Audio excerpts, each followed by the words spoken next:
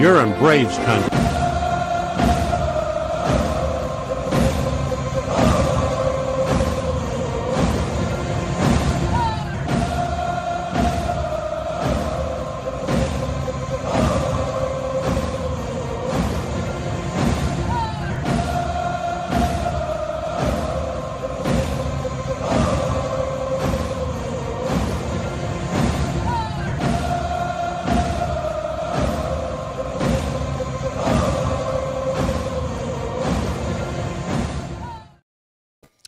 Good afternoon, Braves country. How the hell are you this morning, this afternoon, I guess I should say. I'm tired. Running home, make sure we got this show ready to roll, and we got a little time to do this, so we're going to go ahead and dive right into it. I know people will be showing up as we do this, but it'll be every day this week till the end of the trading deadline on the Braves country today. And what we're going to do is we're doing this Monday, Tuesday, Wednesday, 4:15. Thursday, it'll either be 4:15 or a touch earlier. If you're not here for the live, that's okay. You can pull it up afterwards. I'm not sure what time I'm going to do it on Thursday because it starts to wrap up. And as it starts to wrap up, usually on that Thursday, something breaks. If it breaks a little earlier in the day, I'm going to be here early enough to be able to do it around lunchtime, maybe a touch after lunchtime.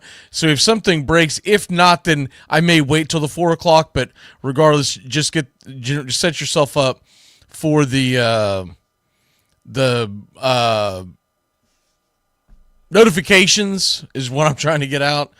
We had so yesterday was one of our employees' Christmas parties. Long story short and a short story long. Man, did I go. I went, buddy. I went, and I've been feeling it all day long, so I had to be up really early this morning. But we are going to get into today. I know everybody wants to talk about the Juan Soto thing, so look, we're definitely going to hit that up as I'm sharing this out. I forgot to send this to the radio station, but getting the link out there. But anyways, so the Juan Soto thing, I think a lot of people are misconstruing this as that this is going to be some terrible thing for the Braves. I really don't think it is.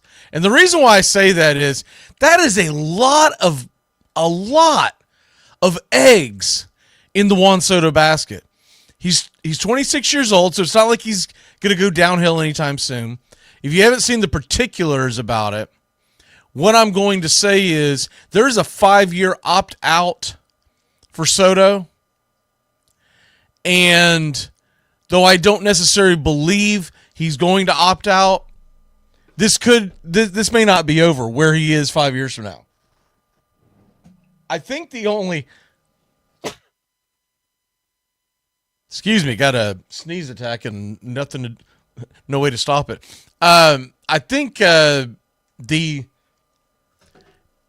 gist of it is, in 5 years, if he thinks he can reset the market again, I don't think he will be able to, though. At 31 years old, you're not going to be able to reset the market again, being able at 51, or right now he's averaging 51 million a year, right?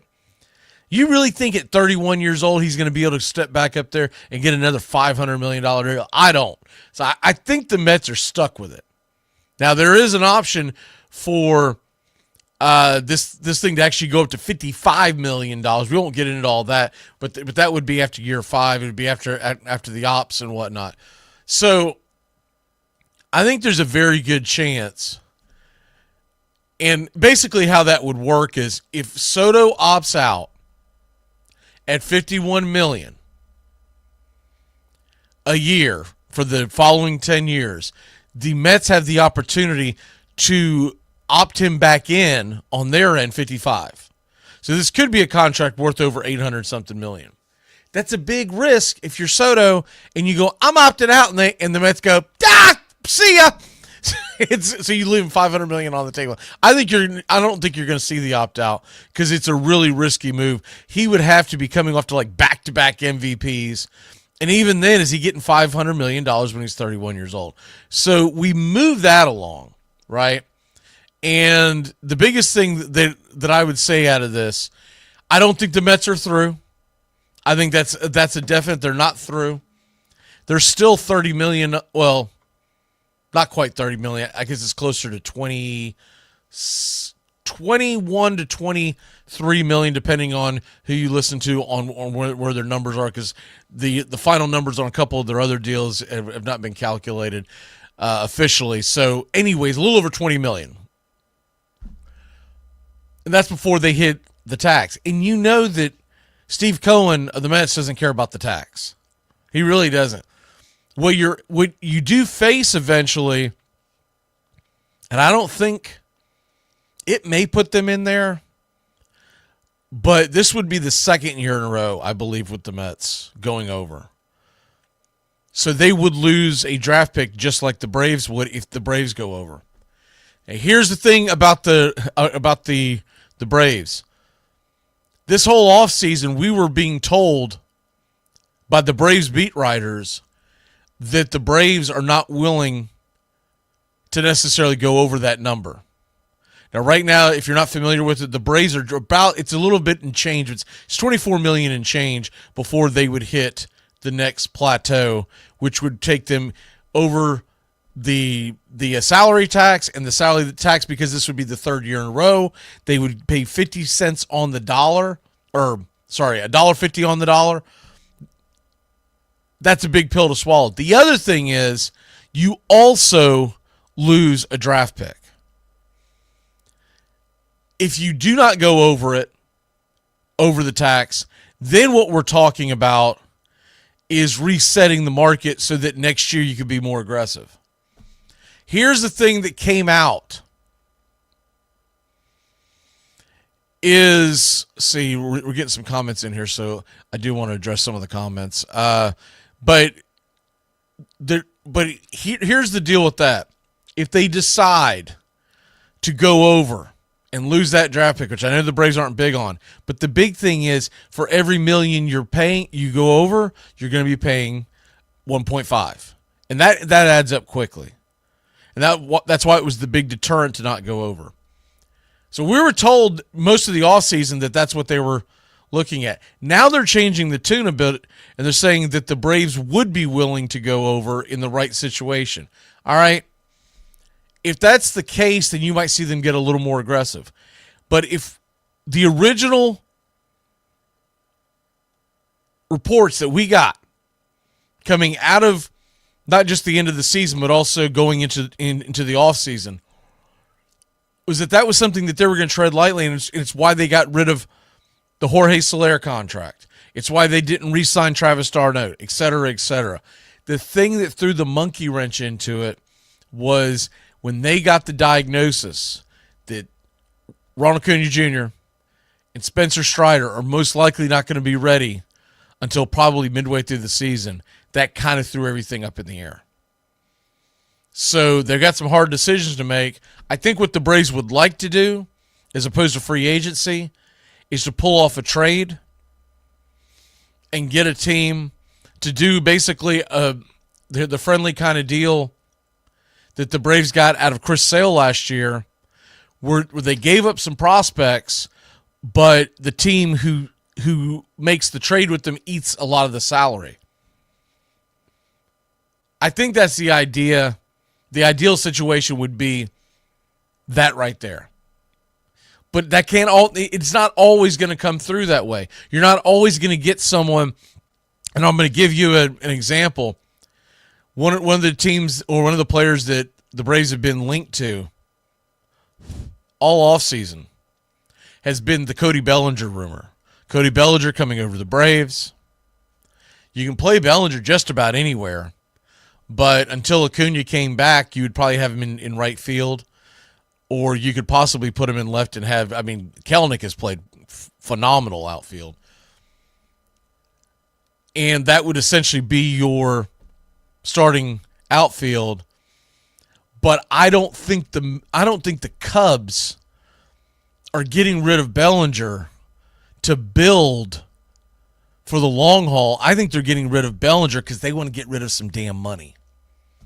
Now, maybe it's a situation where the Braves can get someone to pick up, let's just say a Bellinger contract where he has a couple years left, but this is the year that you're trying to cut the salary, right? Because next year you can go back over again and you don't get those same penalties. If you could get a Bellinger and you give the Cubs, you're going to have to give them at least one of your big prospects to eat a lot of the salary for this season, but then the rest of the contract you eat, then I could absolutely see that. And that's kind of where my mind's going, is what I would be doing. If I were in that room with Anthopoulos, he'd probably say, "What the hell are you doing? How'd you get in here?" And what's with the camera? But anyways, the main thing would be if you can get someone like a Bellinger, not necessarily Bellinger, and we might even be talking about even a possibility of them doing that same thing with the pitcher. Because one of the guys that comes to mind on that deal is the St. Louis Cardinals. They are looking to rebuild to get younger. That's why they're letting Goldschmidt go in free agency. That's why there's talks about them getting rid of Arenado. I think Arenado would be a great fit for the Yankees. But we could be talking about that. We could be talking about a trade with the Cardinals, and when I'm talking about that is that I'm not talking about a bat. I'm talking about going and getting an arm like Sonny Gray. Sonny Gray still owed, I believe, I don't have it in front of me, but I believe it was a 3-year $75 million deal, and I think it was even across the board. So that would leave him with 2 years left and $50 million. If you could get them to send you Sonny Gray, and you're gonna have to give up one of your young studs, I get that, but it gives you a little more clarity. And what you're getting out of a Sonny Gray is your right-handed pitcher, power pitcher, who's going to pitch just as well as a Max Fried will. But the idea would be, because you're not signing him in free agency, you're getting him on the trade, that the Cardinals absorb a lot of that salary. You give the Cardinals maybe a Hurston Waldrop, maybe an A.J. Smith-Shawver. I know those names are not names we want to hear go, but to get something that's ready now, you're going to have to give something. I think it's more likely that they say, here's A.J. Smith-Shawver, giving Hurston Waldrop one more year down on the farm and get him ready to take over in a starting capacity by 2026, maybe even by the end of 25. But if they're really in love with Waldrop, then you say, hey, we want you to take the majority of the contract for this year. What if you could get that $25 million? What if you could get the Cardinals to say, we'll say eat 20? Then you're talking about having enough money after you acquire Sonny Gray to possibly bring back A.J. Minter. What's being rumored right now is that the Braves are interested in Sonny Gray. I mean, that the Braves are interested in Sonny Gray, but one of the big things is that the guys that would be on the trade market would be, and this isn't just for Sonny Gray, this would be any kind of deal that we're talking about, whether it's a Bellinger, whether it's a Gray, an Arm, sorry, there's football news going over there, but I won't talk about that right now. But the idea would be, if you can get that, then A.J. Minter, who's being rumored 2 years, $16 million is the last rumor of where he would sit. And it's because Minter is going through that hip surgery, and he might sign that, come back one more year with an opt-out, with the ability to go hit the free agent market next year when he's not coming off an injury. And it's sounding more and more like the Braves are more willing to bring Minter back. But let's say you could bring Sonny Gray in. Bring A.J. Minter back. Because remember, there is no Joe Jimenez. So the idea right now is Daysbel Hernandez is what they're looking at. And Daysbel Hernandez is becoming the obvious fill-in for Jimenez. And then if you could get A.J. Minter back, then you've got, I mean, look, Daysbel Hernandez was pretty darn good. And especially back half of the season. And they got a couple other guys that they've signed. They signed, this kind of went under the radar, but about a week or so ago, they signed Connor Gillespie. And he's a right-handed pitcher. It's a non-guaranteed contract. For people who aren't familiar with him, he was a reliever, pitched 8 innings, gave up, it's either 1 or 2 earned runs for Cleveland down the stretch last year. We know they were playing important games, so it wasn't just mop-up duty. And he's got an ERA in the minors. I believe it was a touch over 4. It was either 403 or 404 last year. So he's not lights out, but he might be someone who, if he's pitching well in the spring, makes his way onto the team. We got him because Cleveland had to leave him unprotected for the Rule 5 draft. That's the short of it. And so if we bring back Minter and we get a Sonny Gray type, then you can spend a little more money, assuming that you save on the back end of that. You could spend a little more money on your outfield. But right now, you're talking about having to spend somewhere around, look, Michael Conforto just signed a 1-year deal with the Dodgers, $17 million, and I don't think of Michael Conforto as being lights out. I don't know about y'all, but I do not. He's just not who I think of, Michael Conforto.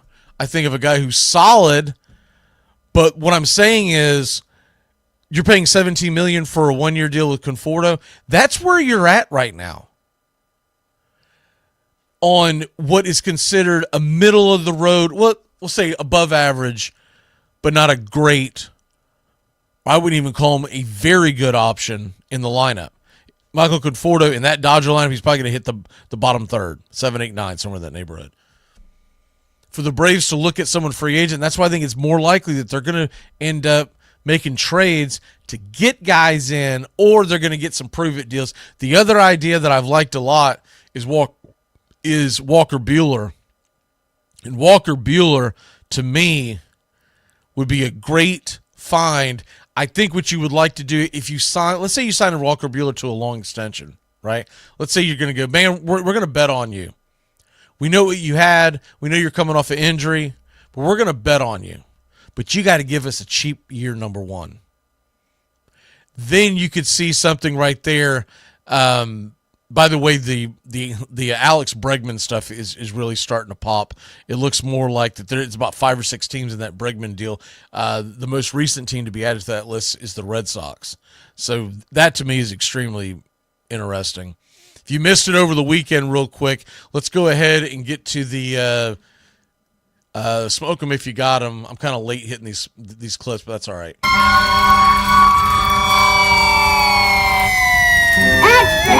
Read all about it. What's all the shouting? All right, smoke them if you got them. These are basically just the hot things that have happened. If you missed it, Romano signed a deal with the Phillies. I don't have the numbers in front of them, but Jordan Romano coming off an injury. Phillies are trying to basically find a possible closer, but more likely a setup man because Hoffman's testing the free agency, just like Clay Holmes went and signed the deal with the Mets. He's looking to have an opportunity to start. So I don't know how much that I believe that Hoffman's going to be able to get the kind of money that Clay Holmes got, because honestly, I think the Mets overpaid like a son of a gun.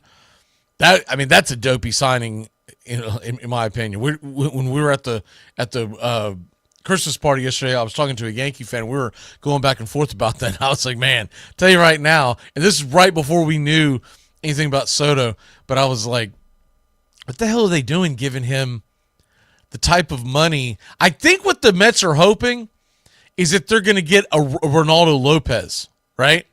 Some guy who's got pretty good stuff that was in the bullpen and then put him as a starter. I just don't think Clay Holmes has the same kind of stuff that Raylo has, and they're taking a huge risk because he talked about it with me because he's a diehard Yankee fan. And the short of it was they tried that with the Yankees, and he never amounted to diddly. And now the Mets sign him. So, look, it's good for us. Let him get there and just, piss away all the money. I don't care. Because at some point, though Cohen has a lot of money, he does have investors that are going to go, whoa, what are we doing? We can't spend any more.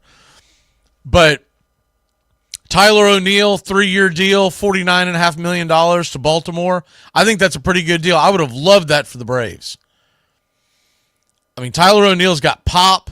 He had a really hot start to 2024, and then he had some injuries that kind of banged him up. But Tyler O'Neill can slam it, and I was a little surprised it was that low. I would have loved to have gotten Tyler O'Neill at that rate. I think that's going to be a steal for Baltimore. The only problem is for Baltimore, unless they move that right field fence in, they're going to have a hard time getting home runs out of for Tyler O'Neill. But I guess they're looking at it as, look, he's going to be able to pepper the Green Monster when they're on the road. You got the short porches in Yankee Stadium. Hell, they're going to be playing basically a Little League park when they go to Tampa Bay games. So that one to me was interesting. They also signed Gary Sanchez to a 1-year deal, and everyone was kind of like laughing. You realize that's their backup catcher. Like they're not building their offense around Gary Sanchez. Willie Adames, that was the big one to me over the weekend, not counting Soto because Soto happened so late. But Willie Adames, 7-year deal to the Giants. This is why I was trying to tell Braves fans, there's just no way in hell we were getting him. 7 years, 182. 182. That's higher than the AAV for Dansby Swanson, and that the Braves would have loved to have had Dansby Swanson come back, but it's out of their range. So those were the big ones, along with the Soto deal. And now we'll hit up with a little bit of the SNIT Happens. We keep playing like this, we'll be the laughing stock of the league. Well, what do you expect? All we got on this team is a bunch of and a booger-eating moron. Old that booger-eating spaz make me want to puke. All right, SNIT Happens, and the main thing is Juan Soto,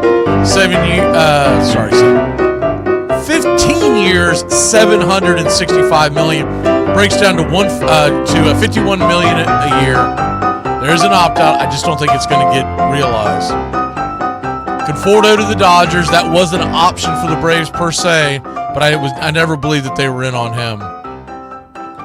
Danny Jansen, catcher, backup type of catcher. He signed a 1-year deal with the Rays, $8 million, and I think the Braves are trying to get much more affordable than that, because if you were going to pay that, you would have paid Travis d'Arnaud to come back. The Clay Holmes, 3 years, $38 million. Once again, I think they are trying to do what Ronaldo Lopez type of deal. But I honestly don't believe that they have that. I think it's a bit of a stretch. I guess they're looking at it as, if it doesn't work out, you're going to end up with a guy you can put in your bullpen. But that's kind of overpaying for him at that point, because you're talking about, what does that break down to? 11, 12, so 12, about 12.5 essentially a year.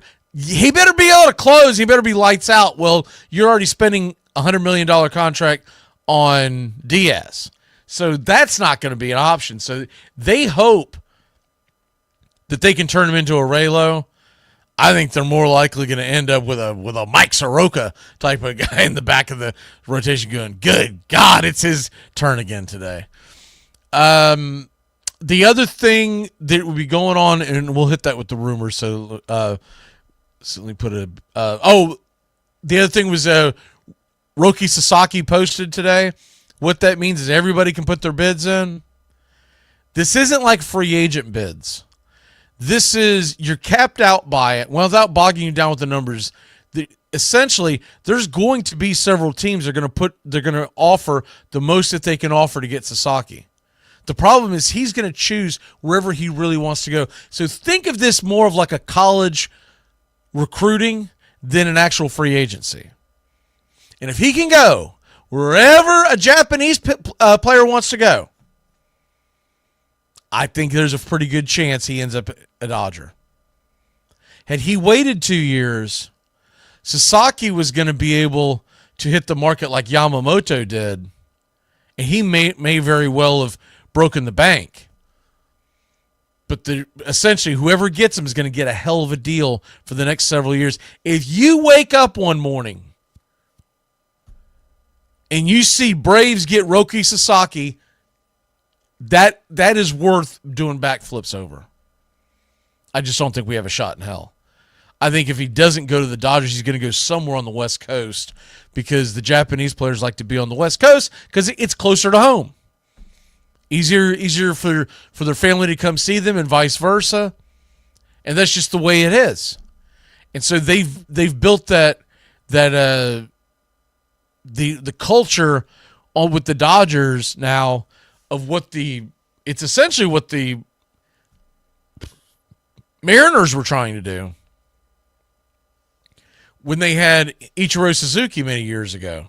There just weren't that many that came through the pipeline that the Mariners were able to hit on. It was a smart idea by Seattle at the time. They just didn't really do a great job of managing it over the years, and there were different changes in power and whatnot.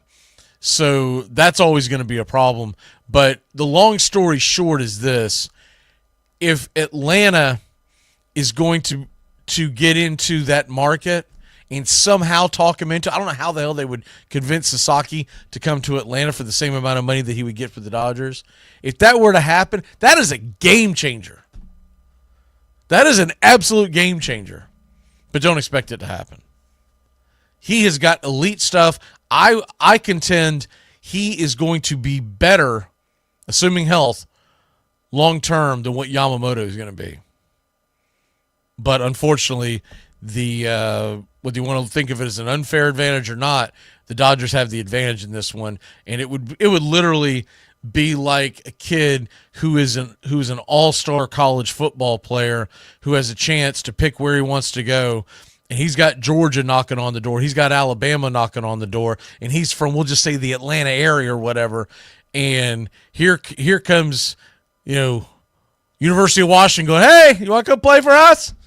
And they go, yeah, no, man, I'm good. I want to stay close to home. That's kind of where you're at. So I know it's a little different, but it's essentially what it is. Let's go ahead and get into the rumor mill. That's the rumor. You retired too? Not me. I'm in my prime.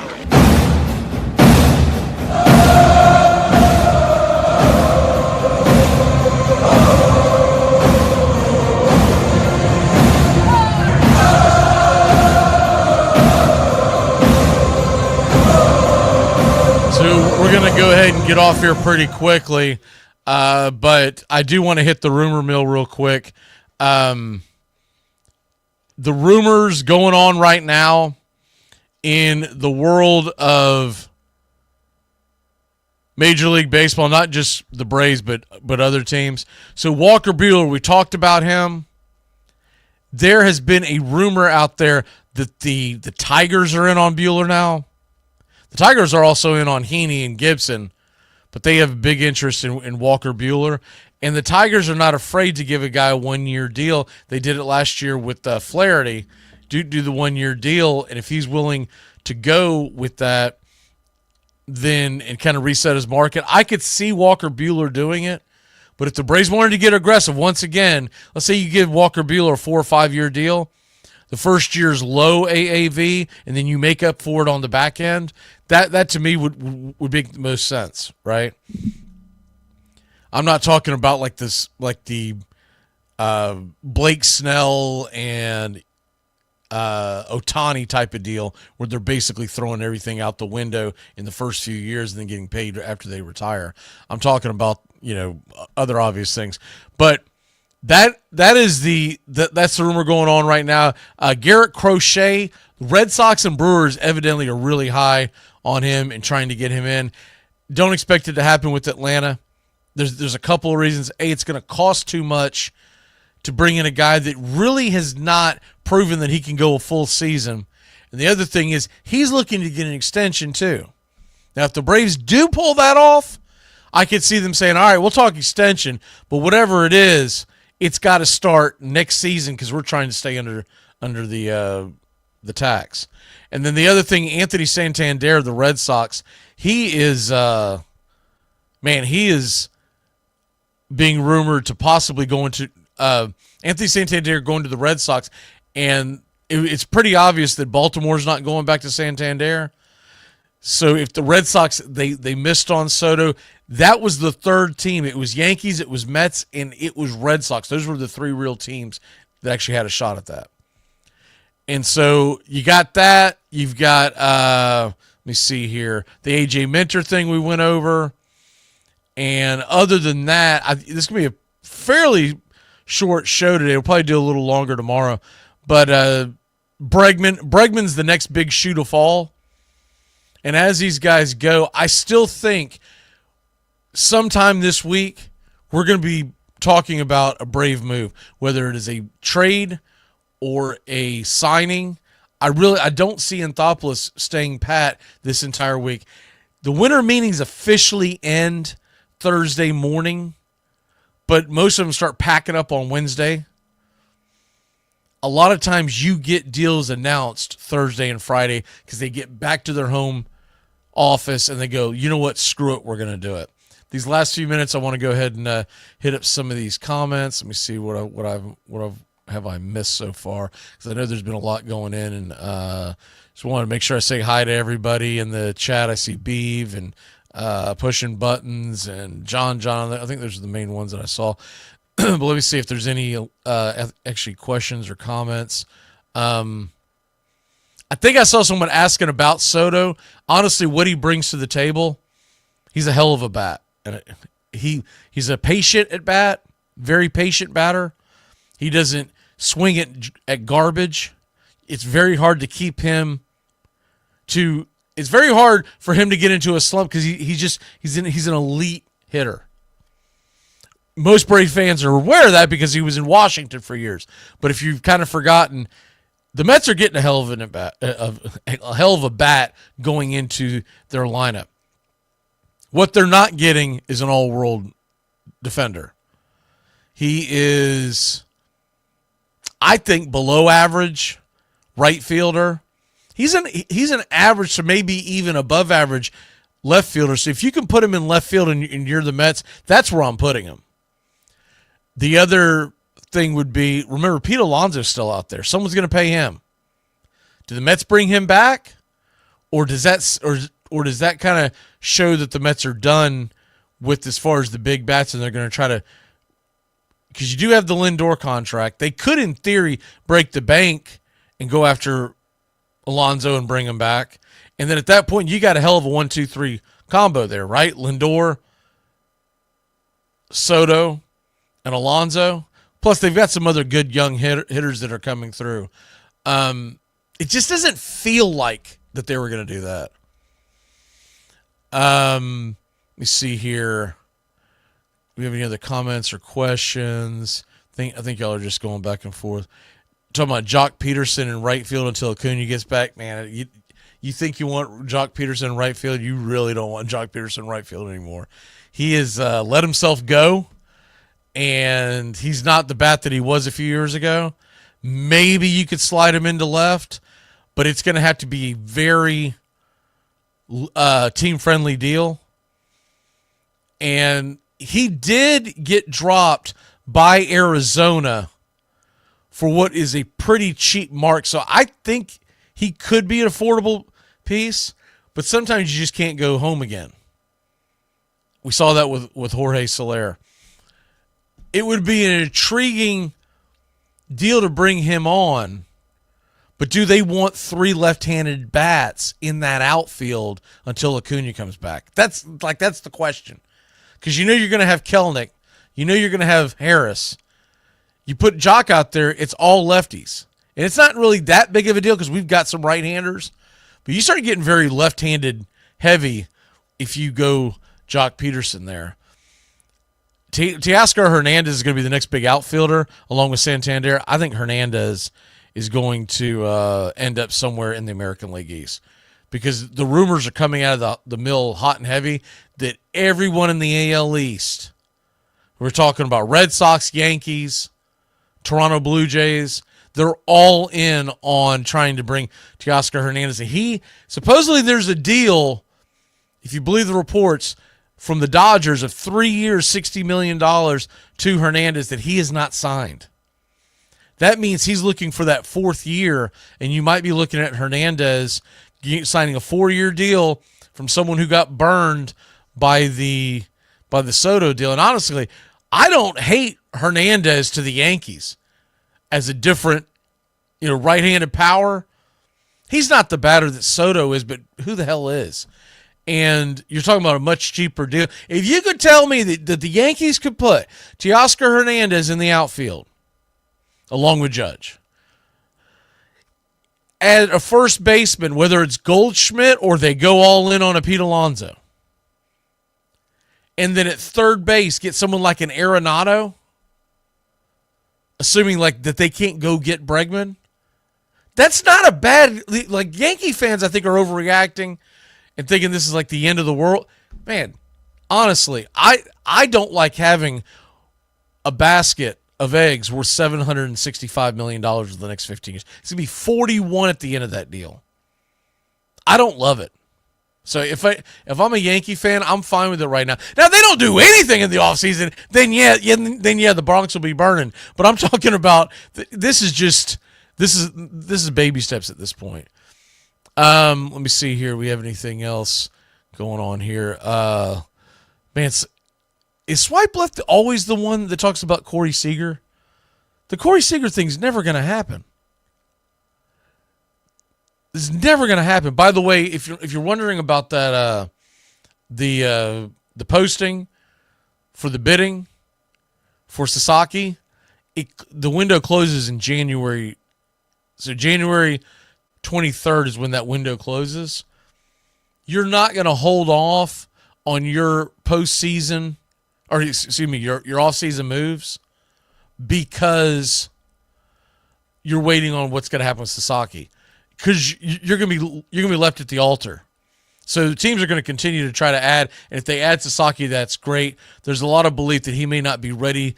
He may not be Major League ready right now, but it would be in the very near future. But I just don't. the Corey Seager thing, it's just never going to happen.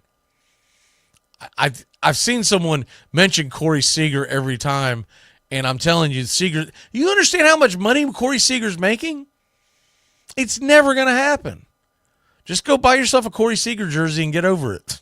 It's just not going to happen. You think they're going to bring in Corey Seager's $300+ million contract when they wouldn't give Dansby Swanson 170? They wouldn't even offer him 140. There's just no way. It's great to dream. And if you want to make that trade on MLB The Show, go right at it. But in real world, there's no world where Corey Seager, with the AAV that he has, is going to be an Atlanta Brave. The Braves could give the Rangers their entire farm system, and it wouldn't be enough money for the Rangers to take off. The Rangers would have to swallow most of the contract. They're not going to do that. But anyways, back to things that could actually happen. I'm still pointing to a few names. And as far as the starting pitcher goes, if it's a free agent, I love the idea of Walker Buehler. I love the idea of Eovaldi. But the problem with, if you make any of these moves, most likely you're taking the majority of the money that you have left under the salary tax. And if that's the case, have you crippled yourself going forward? That's why I think we're most likely going to get a trade. And you might get one signing, but the one signing won't be someone that you're just going to be doing, jumping head. You're not going to be doing backflips over it, because the signing for any of these guys that are in the rumor mill is going to take almost, we'll say, 85% of the money that you have left before you hit the tax. And I know people are, well, you got to spend money. Yeah, and these are the same fans who probably go to one game every 5 years. You don't just spend money willy-nilly. You got to realize that you're going to put yourself in a hole down the road. I think most likely the Braves are going to try to make a trade for a guy like a Sonny Gray. It may be one of the others that we've talked about. If not, then they try to do a deal with a guy like Buehler and say, hey, the first year we're paying you low, but we'll make up for it on the back end. Because that's really the only other option you have. Max Fried's not going to be an Atlanta Brave. You can go ahead and that thing's cooked. It's done. He's either going to be a Yankee, he may be a Met. I don't think he goes to the Dodgers, but you never know. And in a perfect world, he goes out to the LA Angels and we hardly ever have to see him. And he makes his money, he goes back home. Every once in a while we see him in an Angels uniform and go, what could have been? But that's pie in the sky type of stuff. We'll be back again tomorrow, 4:15, doing these every day this week. Thursday, it's up in the air what time it'll be, but I'm shooting for an earlier show. But I kind of want to see what happens on Thursday. I think the Braves are going to do something. It could be tonight. It may not be till Wednesday or Thursday, but I feel like they're not just going to stand pat. It's not like Anthopoulos to do nothing at all by the time that the winter meetings end. But a lot of times GMs get to these winter meetings, and what they're really doing is they're gathering information, gathering options, and then they go back to their home and they decide to make the best deal that's for them. But they're all wheeling and dealing with each other right now. So every team is doing this, and it really comes down to who is more aggressive earlier, and it's usually Alex, but he's got his hands tied because of the financials. Y'all have a good one.